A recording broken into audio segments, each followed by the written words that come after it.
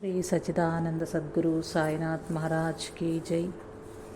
సద్గురు దర్శనము అధ్యాయం 8.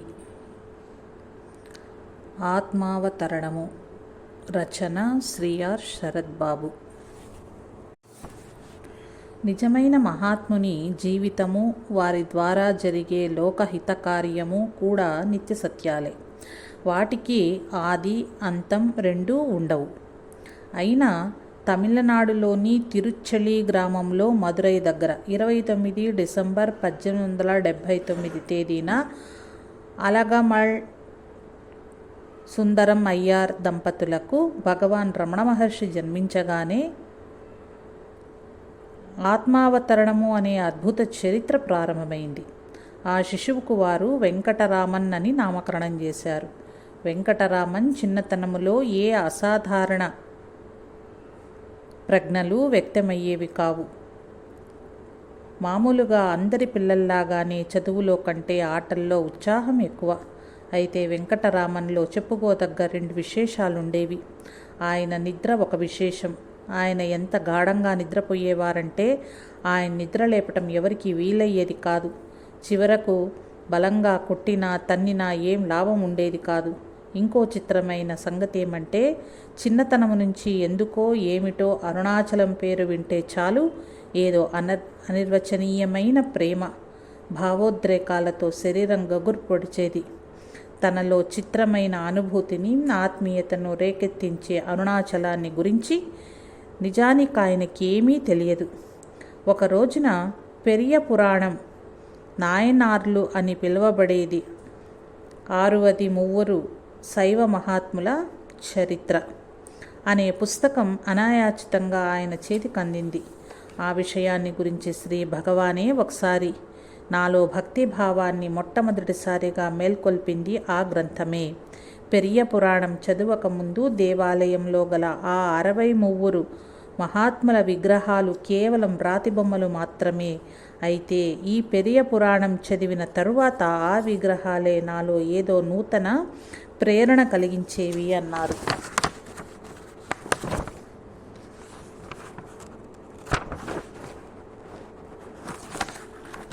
పెరియ పురాణం చదివిన కొన్ని నెలలకు ఆయన జీవిత విధానాన్నే పూర్తిగా మలిచివేసిన ఒక అద్భుతానుభూతి కలిగింది శ్రీ వెంకటరామన్కు.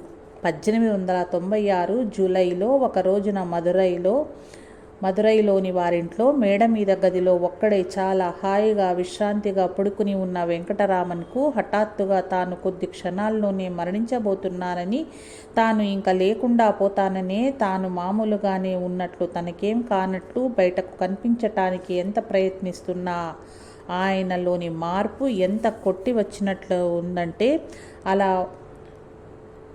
ఉండడం ఆయనకు సాధ్యం కాలేదు. అదోలా ఎందుకున్నావని, అసలేం జరిగిందో చెప్పమని కుటుంబ సభ్యులు నిలదీస్తే భరించలేని తలపోటు వల్లనని చెప్పేవారు. అయితే కాలాంతరంలో మహర్షి, నిజానికది తలనొప్పి కానే కాదు, అదంతా నేనడిచిపెట్టుకున్న భరించలేని తాపం, నా తలనొప్పి వల్ల కలిగిన చింతతో మా పిన్ని రోజు ఏదో ఒక తైలాన్ని నాకు తలకు మర్దన చేసేది. అప్పటి నా తాపం నేను మదురై విడిచి ఇక్కడికి అరుణగిరి చేరేదాకా తీరనేలేదు అన్నారు. ఆ స్థితిలో 6 వారాలు గడిచాయి. ఒకరోజు వెంకటరామన్ బెయిన్ ఇంగ్లీష్ గ్రామర్ ముందు వేసుకుని హోంవర్క్ చేసుకుంటున్నారు. కొద్దిసేపటి తర్వాత ఆయనకు తాను చేసే పని నిస్సారంగా, అర్ధరహితంగా తోచింది. అసంకల్పితంగా పుస్తకాన్ని మూసి ప్రక్కన పెట్టేసి పద్మాసనంలో కూర్చొని ఆత్మానుభూతిలో నిమగ్నులయ్యారు. ఆ గదిలోనే ఉన్న వెంకటరామన్ అన్నగారు ఈ తంతునంతా గమనిస్తూనే ఉన్నారు. కొద్ది కాలంగా చదువును మరీ అశ్రద్ధ చేస్తున్న తన తమ్ముని వైఖరి ఆయనకు చికాకు కలిగించింది. చదువుకోకుండా అలా పద్మాసనంలో కళ్ళు మూసుకుని కూర్చున్న తన సోదరుణ్ణి ఉద్దేశించి, చదువు సంధ్య మానేసి సన్యాసి కాదలుచుకున్నవాడు ఇక్కడ ఉండటం మాత్రం దేనికి అంటూ వ్యంగ్యంగా పలికారాయన. అయితే వెంకటరామన్ను ఆ పరుష వాక్యాలేమీ బాధించలేదు. తానున్న ఇప్పటి స్థితిలో ఆ ఇంటి ఉప్పు తినే అర్హత తనకేమీ లేదని ఆయనకు కూడా తోచింది. వెంటనే ఎక్కడికైనా వెళ్ళిపోవాలనుకున్నారు. అయితే ఎక్కడికి వెళ్ళాలి అనే ఆలోచన రాగానే అప్రయత్నంగా అరుణాచలం ఆయన మనస్సులో మెదిలింది. అరుణాచలేశ్వరుడే తన అన్న ద్వారా తనను మందలిస్తూ తన చెంతకు పిలుస్తున్నాడనిపించింది. అంతే.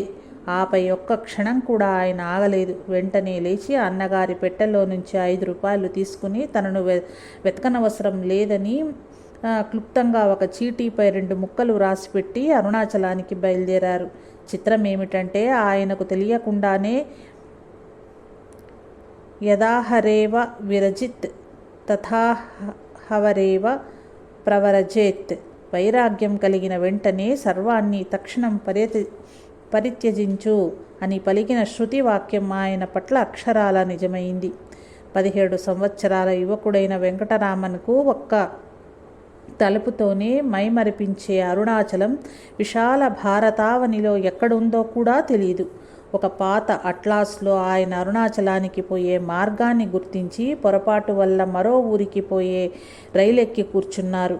అయితే ఆ రైల్లోనే ఒక ముస్లిం ఫకీరు ఆయనకు త్రోవలో వచ్చే ఒక స్టేషన్లో దిగి మరొక రైలు ఎక్కమని చెప్పి చిత్రంగా రైలు ప్రక్క స్టేషన్లో ఆగేలోగా అదృశ్యులయ్యారు. తిరువణ్ణామలై గడ్డపై 1886 సెప్టెంబర్ 1వ తేదీన కాలూలిన వెంకటరామన్ ఎక్కడా ఆగకుండా నేరుగా అరుణాచలేశ్వరుని ఆలయానికి వెళ్ళి అరుణాచలేశ్వరుని ముందు ఒంటరిగా నిశ్శబ్దంగా అవధులు లేని ఆనందంలో చాలాసేపు నిల్చుండిపోయారు. అప్పటి నుంచి ఆయన 1950వ సంవత్సరంలో మహాసమాధి పర్యంతం అరుణాచలాన్ని విడిచి ఒక్క రోజు కూడా ఎక్కడకు వెళ్ళలేదు. తర్వాత ఆయన ఆలయం బయటకు వచ్చి టౌన్లో గమ్యం లేకుండా తిరగసాగారు. ఇంతలో అపరిచితుడైన ఒక వ్యక్తి ఎదురై అకారణంగా నువ్వు పిలక కత్తిరించుకొని గుండు చేయించుకుంటావా అని అడిగారు. వెంకటరామన్ అనాలోచితంగా తల ఊపడమే తడువుగా ఆ ఆగంతకుడు ఆయనను దేవాలయంలో పనిచేసే మంగలి ఇంట విడిచి తన దారిన తాను వెళ్ళిపోయాడు. తలుపుతో పాటు తల కూడా బోడి అయిన వెంకటరామన్ను దగ్గరే ఉన్న చెరువు ఒడ్డుకు వచ్చి తాను ధరించి ఉన్న ధోవతిని తీసివేసి అందులో ఒక పీలిక చింపి గోచి పెట్టుకుని మిగతా ధోవతి తన వద్ద మిగిలిన డబ్బు కూడా విసిరి అవతల పారేశారు. తర్వాత ఆయన జీవితంలో ఎన్నడూ డబ్బును తాకలేదు. చివరి వరకు కౌపీనధారిగానే ఉండిపోయారు. తర్వాత తన కులాన్ని సూచించే యజ్ఞోపవీతాన్ని కూడా తీసి పారేసి తిరిగి దేవాలయానికి బయలుదేరారు. క్షురకర్మ తర్వాత తప్పక స్నానం చేసే ఆచారం ఉన్న జడదేహానికి స్నాన సౌఖ్యం కలిగించటం వ్యర్థమనిపించి అలానే దేవాలయానికి బయలుదేరాడు. అయితే హఠాత్తుగా సన్నని వానజల్లు మొదలైంది. వెంకటరామన్ను ఆలయం చేరేసరికి పూర్తిగా తడిసిపోయారు. ఆయన స్నానం దానంతటదే పూర్తయింది. శాస్త్ర జ్ఞానం ఇసుమంతైనా లేని వెంకటరామన్ను తనకు తెలియకుండానే ఋషి అయిన వాడు తలగొరిగించుకుని బాహ్య చిహ్నమైన యజ్ఞోపవీతాన్ని విసర్జించి బ్రహ్మస్థితిలో నిలిచిపోవాలి అనే బ్రహ్మోపనిషత్ వాక్యాన్ని ఆచరణలో పెట్టేశారు. ఆలయ ప్రాంగణంలో ప్రవేశించి ఒకచోట చూచుకొని గాఢము ఆంతరంగికము అయిన ఆత్మానుభూతిలో నిశ్చలంగా కూర్చున్నారు. మౌనవ్రతాన్ని పాటించటం ఆయన ఉద్దేశం కాకపోయినా ఎవరితోనూ మాట్లాడేవారు కాదు. మౌనం ఆయనకు సహజంగానే సిద్ధించింది. అంతేకాక మౌనవ్రతం ఆచరించే ఒక సాధువుని చూచి అది చాలా అనుకూలంగా ఉంటుందని, ప్రశ్నలతో జనం వేధించరని గ్రహించి వెంటనే దాన్ని ఆదర్శంగా తీసుకున్నారు. శరీర స్ఫురణ కూడా లేకుండా నిశ్చలంగా కూర్చున్న ఆయన నోట్లో ఎవరైనా పుణ్యాత్ముల ఆహారాన్ని బలవంతంగా పెట్టేవారు. ఊళ్ళోని పిల్లలు ఆయనపై రాళ్లు రువ్వేవారు. అయితే ఆ ఊళ్ళోనే తిరుగుతూ ఉండే శ్రీ శేషాద్రి స్వామి అనే గొప్ప అవధూత తరచూ పిల్లల్ని అదిలిస్తూ ఎవరికీ అందక రమణులకు ఆపదలు రాకుండా చూస్తూ ఉండేవారు. ఎప్పుడు ఎవరికి అందక ఏమీ పట్టించుకోక తిరుగుతూ ఉండే శేషాద్రి స్వామి ఆ యువ తపస్విపై శ్రద్ధ చూపటం పట్టణ ప్రజలకు ఆశ్చర్యాన్ని ఆసక్తిని కలిగించింది. పోకిరి మూకల బారిన పడకుండా ఉండటానికి చుట్టూ మూగే గుంపుల నుంచి తప్పించుకోవటానికి దేవాలయ ప్రాంగణంలోనూ పరిసర ప్రాంతాలలోనూ స్వామి తన నివాసం మార్చుకోవలసి వస్తుండేది. తిరువణ్ణామలై వచ్చాక మరలా స్నానం చేయకపోవటం వల్ల స్వామి శరీరమంతా మురికి పట్టి జుట్టంతా జడలుగట్టి పెద్ద గుబురుగా తయారైంది. కొంతకాలం అవధూత వలె పూర్తి నగ్నంగా కూడా ఉన్నారు. చీకిపోయిన గోచి మాత్రం ధరించి శరీరంపై ఏ ఇతర ఆచ్ఛాదన లేకనే ఆయన పగలు రాత్రి ఎండనక వాననక ఆలయ ప్రాంగణంలోని ఏదో ఒక చెట్టు క్రింద కూర్చుండేవారు. చలి రోజుల్లో కాళ్ళు రెండు ముడుచుకుని తన తలను వంచి కాళ్ల మధ్యలో ఇరికించుకొని రాత్రంతా అలాగే కూర్చునేవారు. అది చూచిన ప్రజలంతా వీడో పిచ్చివాడని జడుడని అనుకుంటూ నిర్లక్ష్య దృష్టితో సాగిపోయేవారు. అది విన్న స్వామి మాత్రం నవ్వుకుని ఇలాంటి పిచ్చిలోని లోకమంతా మునిగిపోవాలనుకునేవారు. ఆ రోజులను గుర్తు చేసుకుంటూ కాలాంతరంలో మహర్షి కాలం గడిచిపోతున్నదనే గుర్తింపు లేకుండా పగలు రాత్రి గడిచిపోయేవి. నాకప్పుడు కాలకృత్యాలు తీర్చుకున్న తరువాత కూడా శుభ్రం చేసుకోవాలన్న యోచనే వచ్చేది కాదు. ముఖమంతా భయంకరంగా తయారైంది. తల దుబ్బలా పెరిగి మట్టి చెమట చేరి మైనపు ముద్దలా ఉండేది. గోళ్ళు చాలా పొడుగ్గా పెరిగి ఉండేవి. వాటిని చూచి జనం నేను చిన్నవాడిలా కనిపిస్తున్నప్పటికీ నా వయసు కొన్ని వందల సంవత్సరాలు ఉండి ఉంటుందని అనుకునేవారని చెప్పారు. అలా ఒక చోట నుంచి మరొక చోటకు మారుతూ మహర్షి 1898లో అరుణాచలేశ్వర పాదమని చెప్పబడే పవళకుండ్రు చేరారు. అక్కడి నుంచి ఆయన తాను సాధించిన ఉన్నత స్థితికి సంకేతమా అన్నట్లు అరుణగిరి పర్వతాన్ని అధిరోహించి తన తండ్రి ఒడి చేరారు. అప్పటి నుంచి 1922లో అరుణగిరికి దక్షిణం వైపున గల ఆశ్రమ స్థలానికి దిగి వచ్చే వరకు పర్వతంపైనే నివసించారు. అరుణాచలంపై మహర్షికి గల ప్రేమ అంతా ఇంతా కాదు. అరుణాచలమే తన గురువని తండ్రి అని ఆయన చెప్తూ ఉండేవారు. అరుణాచలాన్ని గూర్చి ప్రస్తావన ఏమాత్రం వచ్చినా, అరుణాచలాన్ని గురించి నాయనార్ల గురించి ఏమి మాట్లాడినా ఆయనలో ప్రేమ పొంగులు పారేది. ఉద్వేగం తొంగి చూచేది. కళ్ళ నుంచి బాష్పాలు కురిసేవి. శరీరం రోమాంచితమై ఆయన కంఠం గద్గదమై ఇక సంభాషణ కొనసాగించలేకపోయేవారు. అరుణాచలంలో కేంద్రీకృతమైన అద్భుత శక్తి ప్రపంచపు నన్ను మూలల నుంచి ఎంతోమందిని ఇక్కడికి ఆకర్షిస్తుంది అనేవారాయన. ఒకవేళ ఎవరైనా మహర్షి తప్ప మరి ఇంకెవరు అంటే మరి నన్ను ఆకర్షించిన శక్తి ఏమిటా? నన్నే శక్తి లాక్కొనొచ్చిందో ఆ శక్తే అందరినీ ఆకర్షిస్తుంది అనేవారు. 1896 నుంచి 1908 వరకు 12 సంవత్సరాల పాటు మహర్షి దాదాపుగా ఎప్పుడు కన్నులు మూసుకుని ధ్యానస్థులై ఉండేవారు. అయితే 1908 తర్వాత ఆయన ఆధ్యాత్మిక జీవితం మరో మలుపు తిరిగింది. మదురైలో కలిగిన మరణానుభూతి ఒక మలుపైతే 1912లో అనుభవమైన మరో మరణానుభవం ఆయన జీవితంలో మరో మలుపు. 1912లో ఒకరోజు ఆయన చెరువులో స్నానం చేసి విరూపాక్ష గుహకు తిరిగి వస్తున్నారు. త్రోవలో ఒక చోట ఆయనకు హఠాత్తుగా బాహ్యస్మృతి తప్పిపోతున్నట్లు అనిపించింది. పడిపోకుండా దగ్గరలో ఉన్న పెద్ద కొండరాయి దగ్గర పద్మాసనంలో కూర్చున్నారు. తర్వాత ఆ అనుభవాన్ని మహర్షి వివరించారు కూడా. హఠాత్తుగా ఆయన కళ్లకు గోచరమవుతున్న ప్రకృతి దృశ్యమంతా అంతరించిపోయింది. భౌతిక దృశ్యానికి తన దృష్టికి మధ్య కాంతివంతమైన ఏదో తెల్లని తెర దించి పడినట్లుగా అనిపించింది.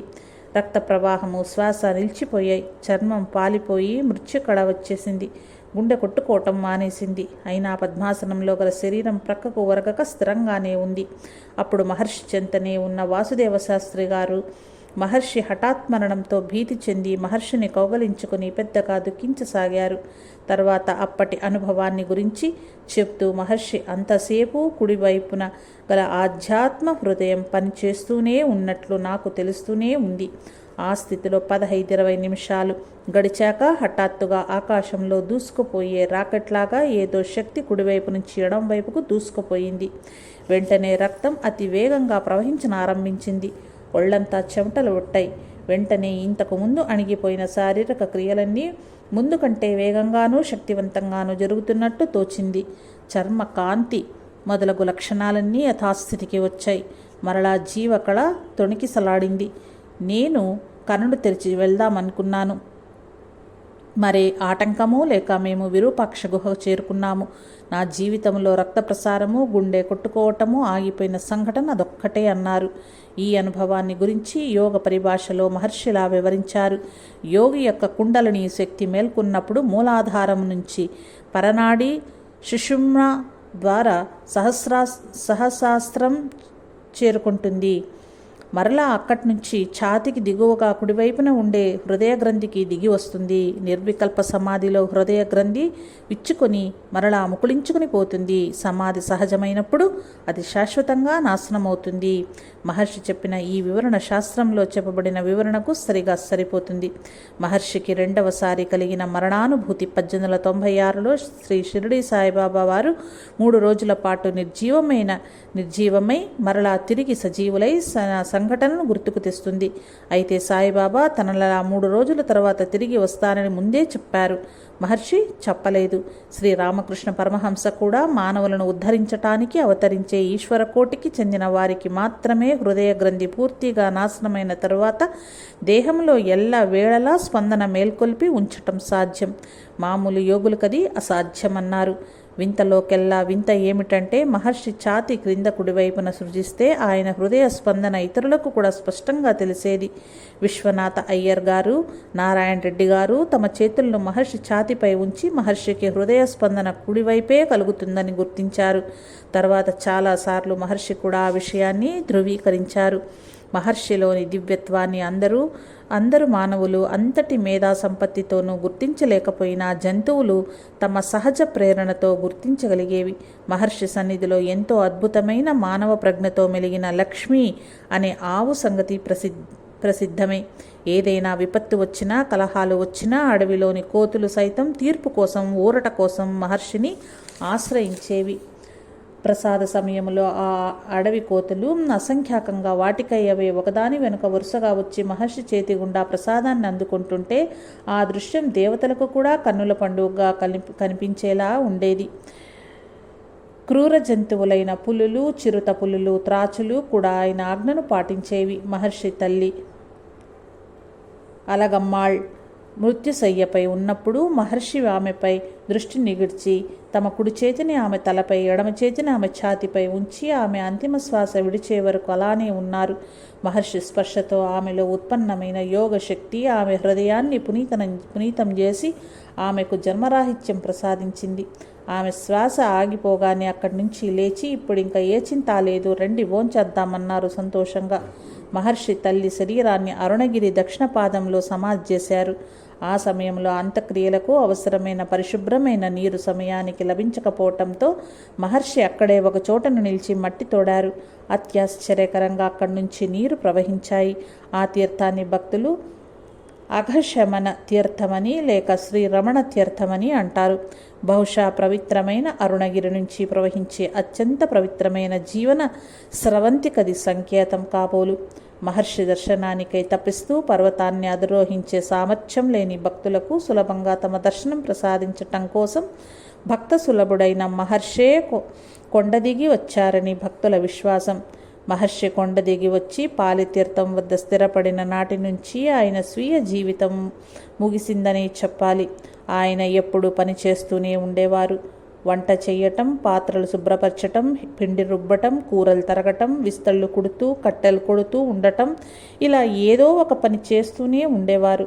ఇవి కాక కొబ్బరి పెంకులను నున్నగా ఆరగదీసి వాటితో కప్పులు, గెరటలు తయారు చేసేవారు. పడిపోయిన చెట్ల కొమ్మలతో చేతి కర్రలు తయారు చేసేవారు. లేకపోతే ప్రెస్ ప్రూఫ్లు దిద్దుతూ కూర్చునేవారు. భక్తులు చదువుకోవటానికి అలభ్యమైన గ్రంథాలను నకళ్ళు తయారు చేస్తూ ఉండేవారు. నోటు పుస్తకాలు కుడుతూ బైండింగ్ చేస్తూ ఉండేవారు. లేకపోతే ఉడతలకు, కోతులకు, నెముళ్లకు, ఇలా ఇంకా ఇతర పక్షులకు, జంతువులకు ఆహారాన్ని తినిపిస్తూనో లేక కుక్కల గోళ్లలోని మట్టంతా తీసి శుభ్రం చేస్తూనో కనిపించేవారు. అంతటి అత్యుత్తమ శ్రేణికి చెందిన మహాత్ముడు ఇలా ప్రాముఖ్యం లేని చిన్న చిన్న పనులను అతి శ్రద్ధతోనూ ఎంతో నైపుణ్యంతోనూ చేస్తూ వాటిల్లో నిమగ్నమవటం చూస్తే చాలా ఆశ్చర్యకరంగా ఉంటుంది. ఇది చూస్తే జనసాంప్రదాయానికి ఒక కవి చెప్పిన ఈ వాక్యాలు గుర్తొస్తాయి. అద్భుతమైన ఆధ్యాత్మిక శక్తి, ఉత్తమమైన క్రియాశక్తి, నీళ్లు తెచ్చుకోవటం, నిప్పు రాచేయటం వంటివి.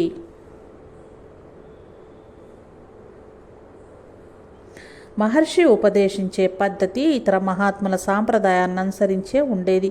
ఆయన్నెన్నడూ ఎవరికి ఏ మంత్రోపదేశమూ చేయలేదు. నిజమైన ఉపదేశము మౌనం ద్వారా లభిస్తుంది అనేవారు ఆయన సాన్నిధ్య ప్రభావంచే అప్రయత్నంగానే మనసు ధ్యానస్థమయ్యేది. అత్యంత అద్భుతమైన ఆధ్యాత్మిక అనుభూతులు ఆయన సన్నిధిలో కోకొల్లలు. తొలి రోజుల్లో తమ శరీరాన్ని నిర్లక్ష్యం చేసిన ఫలితం ఆయనకు 1940లో సర్కోమా వచ్చింది. ఆయన వారిస్తున్నప్పటికీ వినక ఉపయోగించిన మందులన్నీ వ్యర్థమైనాయి. 3 సార్లు శస్త్రచికిత్స చేసినా ఫలితం కనిపించలేదు. 3 సార్లు ఆయన శస్త్రచికిత్స సమయంలో మత్తుమందు పుచ్చుకోలేదు. భగవాన్లో క్షీణిస్తున్న ఆరోగ్యాన్ని చూచి భక్తులు ఆందోళన పడుతుంటే, భగవాన్, వారంతా నేను చనిపోతాననుకుంటున్నారు, నేనెక్కడికి పోతాను, నేను ఇక్కడే ఉన్నాను అన్నారు. ఆ విషయం అక్షరాల సత్యమే. 1950 ఏప్రిల్ 14వ తేదీన భగవాన్ మహాసమాధి చెందారు. అయితే సమాధి అనంతరం కూడా భక్తుల హృదయాంధకారాన్ని పారద్రోలగల జ్ఞాన కిరణాలను ప్రసరించే ఆయన సాన్నిధ్యం శ్రీ రమణాశ్రమంలో నిత్యానుభవమే. జై సాయి మాస్టర్.